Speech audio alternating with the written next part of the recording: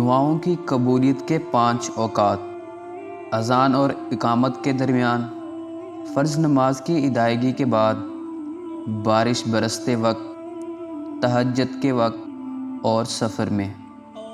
اگر اللہ پاک تمہاری دعائیں پوری کر رہا ہے تو وہ تمہارا یقین بڑھا رہا ہے۔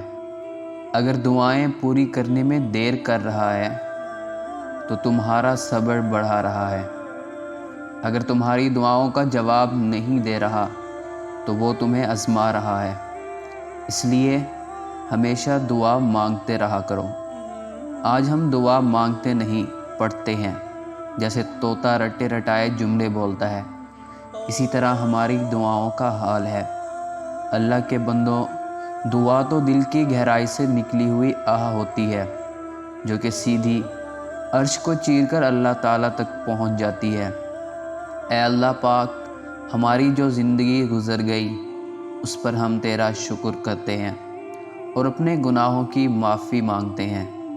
تو ہمیں معاف کر، اور جو زندگی باقی ہے اس پر ہم تیری رحمت کے طلبگار ہیں۔ اے اللہ پاک، تو ہم پر اپنی رحمت کے دروازے کھول دے۔ آمین۔